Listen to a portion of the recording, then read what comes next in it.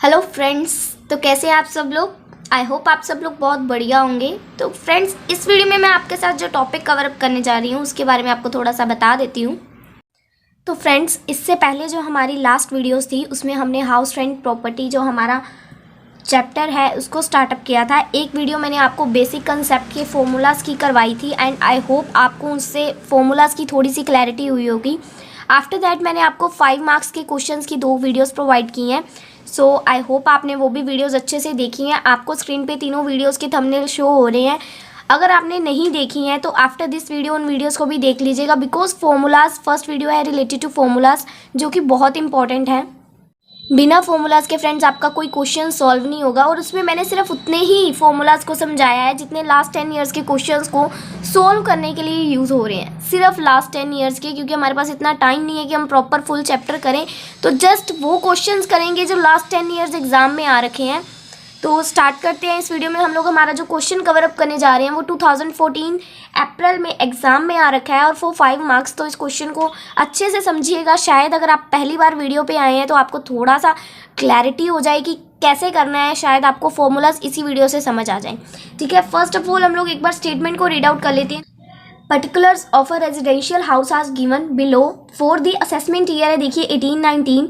आपको municipal value given है 44,000 की, फेयर रेंट गिवन है आपको 48,000 का और स्टैंडर्ड रेंट गिवन है आपको 36,000 का। With the help of first 3 values हम लोग निकाल सकते हैं अपना एक्सपेक्टेड रेंटल वैल्यू, जो मैंने आपको फर्स्ट वीडियो में फॉर्मूलाज के थ्रू बहुत अच्छे से समझाया है। इसमें भी मैं आपको बता रही हूँ कैसे निकलता है। आपको फर्स्ट 3 वैल्यूज़ क्या गिवन है, म्यूनसिपल वैल्यू और फेयर रेंट वैल्यू से। फर्स्ट 2 वैल्यूज़ पहले देख रहे हैं, म्यूनसिपल वैल्यू और फेयर रेंट वैल्यू। इन दोनों वैल्यूज़ को आप यहाँ पे लिखोगे, इनको कंपेयर करोगे। इनमें से जो भी वैल्यू होगी आपकी हायर, इनमें से जो वैल्यू होगी जी आपकी हायर, उसको ले लोगे आप नेक्स्ट में।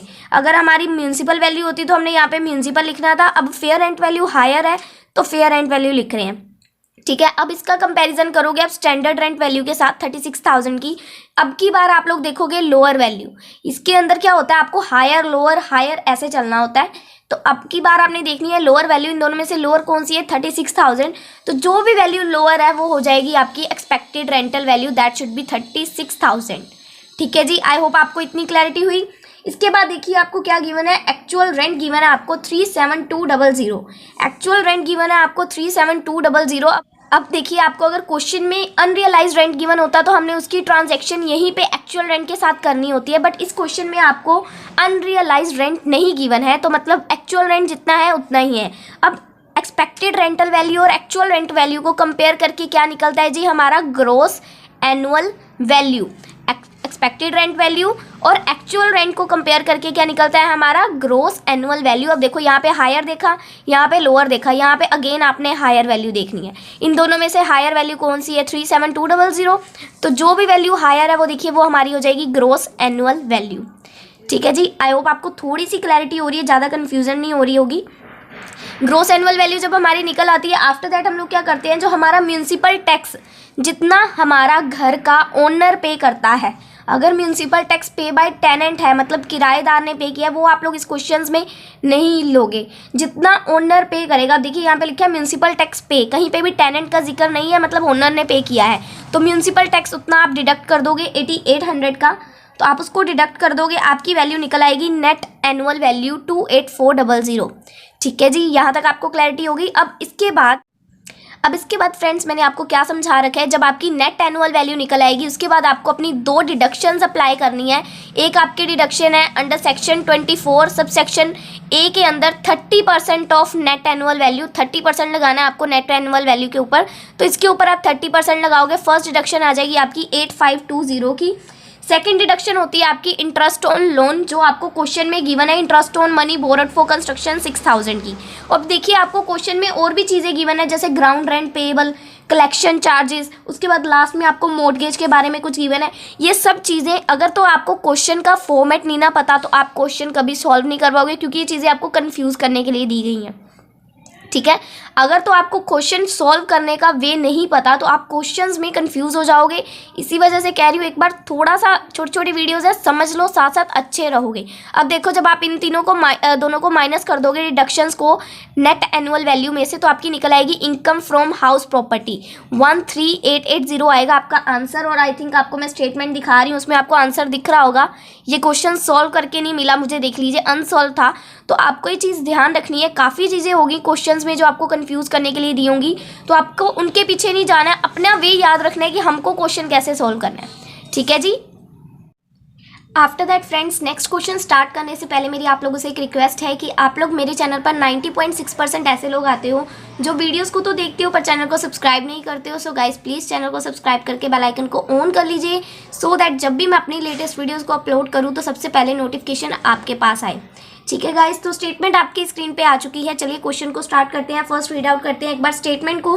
देखिए, mister Mukesh Sharma owned a house property eight Chandigarh which was occupied by him for the purpose of his residence. अब देखिए, मिस्टर मुकेश शर्मा ने एक प्रॉपर्टी खरीदी है चंडीगढ़ में जिसका यूज़ उन्होंने खुद के रहने के पर्पस के लिए किया है, on residential purpose. He was transfer to Amritsar in June. अब उनका ट्रांसफ़र हो गया है अमृतसर में जून में। And therefore let out the property with effect from 1 July 2017।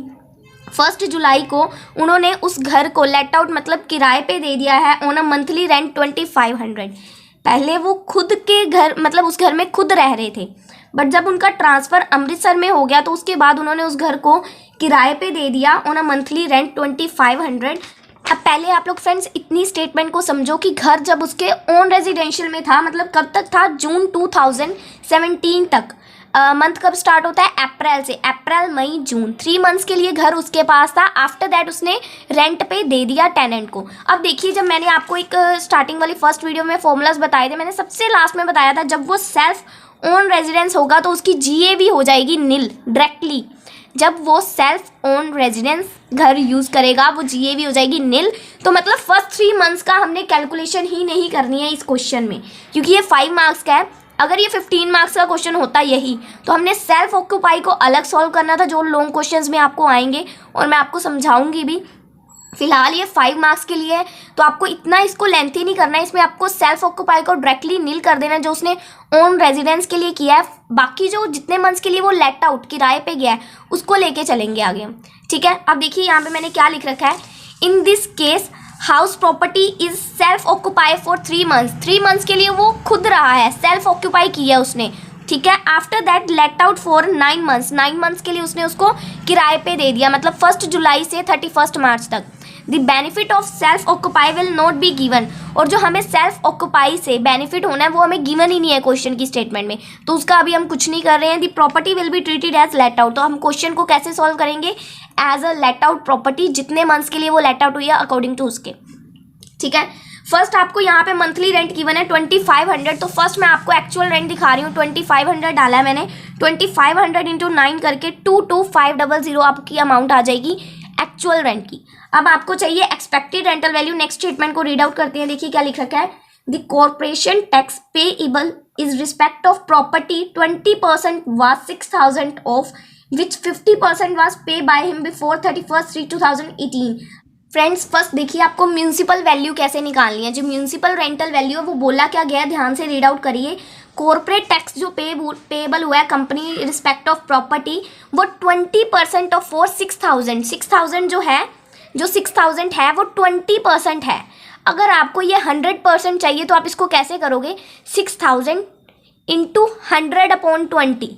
ठीक है ना, तो आपको यही चीज़ यहाँ पे करनी है। 6000 इंटू 100/20 करोगे तो आपकी वैल्यू आ जाएगी 30,000, जो होगी आपकी municipal rental value for full year.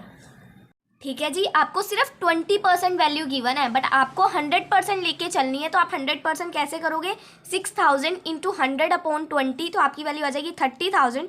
अब आपको एक्सपेक्टेड रेंटल वैल्यू और एक्चुअल रेंट का कंपैरिजन करना है, बिकॉज बाकी वैल्यूज हमें गिवन नहीं है। तो ग्रोस एनुअल वैल्यू कौन सी होगी, जो भी इन दोनों में से बड़ी होगी, 30,000। आफ्टर दैट आपको म्यूनसिपल टैक्स क्या बोला गया है, जो भी इसकी वैल्यू निकली, मतलब गिवन है 20%, जितनी भी, कितनी गिवन है आपको 20%, 6000, उसका 50% है आपका म्यूनसिपल टैक्स। तो 6000 का 50% कितना हो गया, 3000, that should be our municipal tax. तो इसको आप डिडक्ट कर दोगे, 27000 आ जाएगी आपकी net annual value. After that आपको डिडक्शंस पता है कैसे अप्लाई करनी है, 30% ऑफ नेट एनुअल वैल्यू करोगे तो 8100 आ जाएगा, और इंटरेस्ट आपको गिवन है 20000 का, जिसको आप डिडक्ट करोगे तो आपकी इनकम फ्रॉम हाउस प्रॉपर्टी में जो आपको लॉस हुआ है 1100 का, वो निकल आएगा। ठीक है फ्रेंड्स, बहुत ही इजीली क्वेश्चन सोल्व हो जाएगा अगर आपने क्वेश्चन को अच्छे से समझ रखा है। बट अगर आपको समझ नहीं आया कि स्टेटमेंट कैसे करवा रही हूँ, तो आपको मेरे अकॉर्डिंग तो बेसिक से स्टार्ट कर चाहिए। छोटी छोटी वीडियोस प्रोवाइड की हैं, तो इतना आलस नहीं कर सकते हम लोग कि हम लोग लास्ट 10 ईयर्स के क्वेश्चंस को भी ना करें। ठीक है, बहुत ईजी चैप्टर है, फ्री के मार्क्स है, एक बार जाके वीडियो ज़रूर देखिए। और फ्रेंड्स, अगर आपको इस वीडियो से रिलेटेड कोई भी प्रॉब्लम या कोई भी डाउट है तो आप लोग मुझे नीचे कमेंट सेक्शन में बता सकते हैं। एंड फ्रेंड्स, अगर आपको किसी अदर सब्जेक्ट से रिलेटेड मेरी कोई हेल्प चाहिए तो आप लोगों को नीचे डिस्क्रिप्शन में मेरे टेलीग्राम का लिंक मिल जाएगा, आप लोग मुझे वहाँ पे ज्वाइन कर सकते हैं एंड अपनी प्रॉब्लम्स को मेरे साथ डिस्कस कर सकते हैं। मेरे से जितनी आपकी हेल्प हो पड़ेगी मैं आपकी हेल्प करूँगी, एंड कोशिश करूँगी कि आपको जितने हो सके, अगर मेरे पास उस सब्जेक्ट से रिलेटेड पर्टिकुलर नोट्स अवेलेबल होंगे तो आपको वो भी प्रोवाइड किए जाएंगे। तो इसी के साथ वीडियो को एंड करते हैं फ्रेंड्स, मिलते हैं आप लोगों से हमारी नेक्स्ट वीडियो में नेक्स्ट क्वेश्चंस के साथ। Bye bye friends.